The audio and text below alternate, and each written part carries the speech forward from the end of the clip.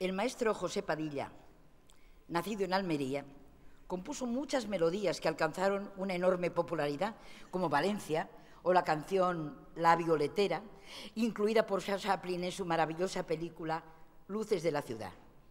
Su fama universal está unida a El Relicario, considerado por todo el cuplé taurino por excelencia. Escribieron la letra Armando Oliveros y José Castelví. La hizo triunfar en todo el mundo Raquel Meller, la gran estrella. En el mundo entero se ha repetido 1000 veces el popularísimo estribillo.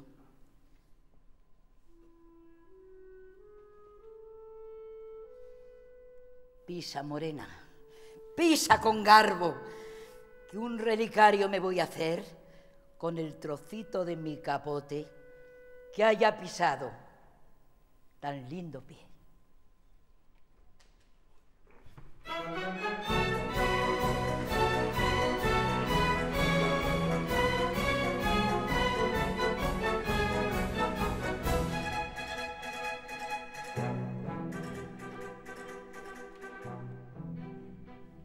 Un día de San Eugenio, yendo hacia el Pardo, le conocí.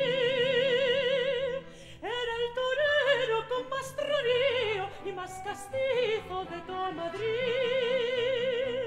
Iba en calesa pidiendo guerra, y yo al mirarle me estremecí. Y él al notarlo bajó del coche y muy garboso vino hacia mí, tiró la capa con gesto altivo y descubriéndose me dijo así: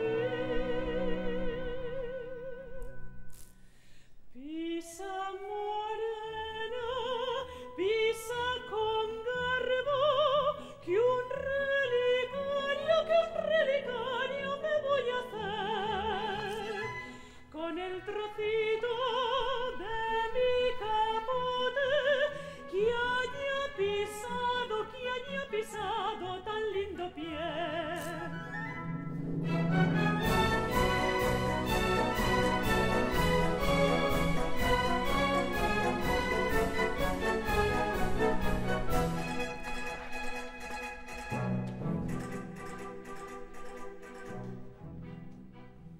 Un lunes abrileño que el toreaba, al verle fui.